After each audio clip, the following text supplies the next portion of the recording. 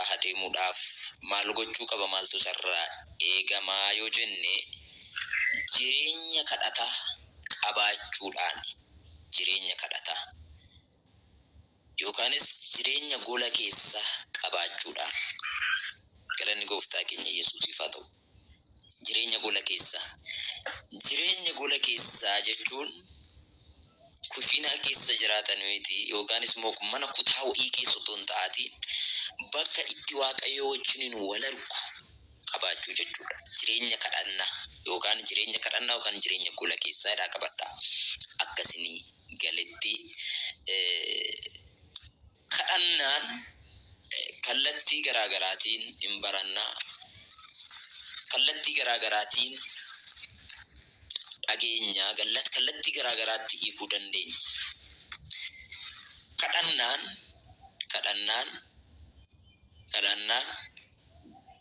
rakkina keenya qofa kadhannaan bakka itti rakkina keenya Waaqayyootti himnu qofa otoo hin ta'atiin bakka itti rakkina keenyatti guddina Waaqayyoo himnuudha.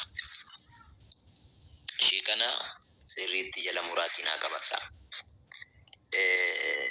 Dubbadheera ta'een beeku waanan dubbadhe na fakkaata lallabaa keessatti waa'ee kadhannaa kana kadhannaan ishee kana sirriitti akkanaa beektan.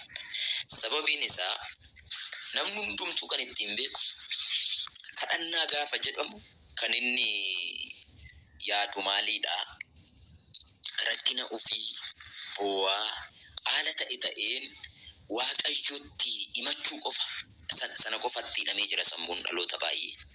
Haa ta'uutii garuu kadhannaa jechuun rakkina keenya Waaqayyootti himuu qofa otoo hin ta'atiin rakkina keenyatti guddina Waaqayyoo himuudha. Plaataanii gosa Praadiyaas. Haleluuyaa. Isa kana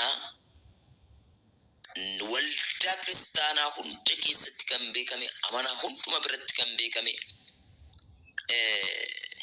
amantii garaagaraallee warri hordofan kan isaan beekan kadhannaa gaafa jedhamu kan isaan sammuu isaanii keessa dhufu rakkina fi Waaqayyootti himuu qofa beeku. Garuu dhoksaan ija macaafa qulqulluutiin yoo ilaalle rakkina keenya Waaqayyootti himuu qofa otoo hin ta'atiin rakkina keenyatti guddina Waaqayyoo himuudha. Galanni gooftaa keenya Yesuusiif haa ta'u. Haleluuyaa. Kutaan macaafa qulqulluu waa'ee kadhannaa maal jedha yoo jenne xiqqoo kun nurkaa dheerata jedhee tana yaada. Yoo dhuma dheerates waan nu fayyadu waan ta'eef obsaatii dhaggeeffadha. Baay'ee dheerata kutaan kun. Sababiin isaa caaffanni qulqullaa'aa waa'ee kadhannaa bakka Waaqayyo abbaan waan kaasu qaba, Yesuus waan kaasu qaba. Mee akka seensaatti kutaa tokko dubbisuu laata? Kutaa baay'ee baramaa arraba nama hundumaa keessaan buune tokko Maatiyos boqonnaa 7 lakkoofsa 7 akkas jedha.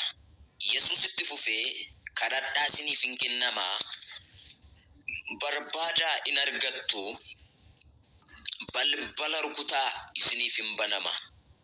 Kan kadhatu hundinuu hin fudhataa, kan barbaadu sin argataa, kan balbala kan rukutuufis hin banamaa. Jecha kana kan jedhee barreessitoota macaafa qulqulluu miti. Barreessaan kutaa kanaa Maatiyoosidha. Maatiyoos ofii isaarraa fuudhee dubbatu otoo hin ta'atiin jecha kana jecha Yesuus Kiristoos yeroo biyya lafaarra deddeebi'aa ture jecha inni bartoota isaatti dubbate keessaa jecha ijoodha. Maal ta'a? Yesuus itti fufeedha. Yesuus itti fufee maal ta'aadhaani? Kadhadhaa isiniif hin kennama. Karaa biraa nama kadhateef hin kennamu jechuudha. Kadhadhaa isiniif hin kennama, barbaadaa hin argattu. Karaa biraa namni hin barbaanne hin argatu jechuudha. Rurrukutaa isiniif hin banama. Karaa biraa nama hin rurrukunneef hin banamu jechuudha. Kan kadhatu hundinuu hin fudhata, kan barbaadu hin argata, balbala kan rurrukutuufis immoo hin banamaa. Kanaafi amanaan tokko jireenya isaa afuuraatti jireenya isaa fooniitti guddataa adeemuudhaaf wanti sarraa eegamu jireenya kadhannaa qabaachuudha qaba yookaanis jireenya gola keessa jireenya golee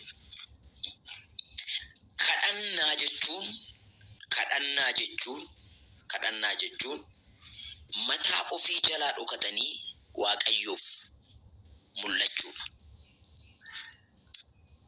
Kadhannaa jechuun mataa ofii jala fedhii addunyaa kana jala dhokatanii waaqayyoodhaaf mul'achuudha.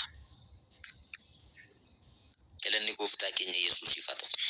Bal'inaan kaafnee kutaa kana isinii kaaseera bal'inaan kaasnee ilaalla. Fira koo waan tokko sitti hima. Jireenyi nama kadhannaa hin qabne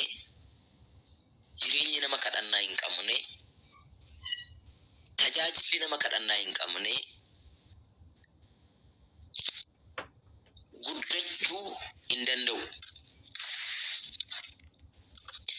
Guddatu fakkaatullee guddina quucaraa guddina akka barbaachisutti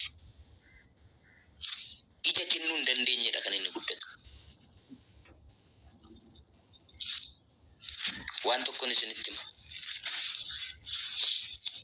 Waa'ee kadhannaa caaffanni qulqullaa'aan waan baay'ee akka kaasu isinii kaaseera. Ermiyaas boqonnaa 33 lakkoofsa 3 irratti kutaa namni baay'een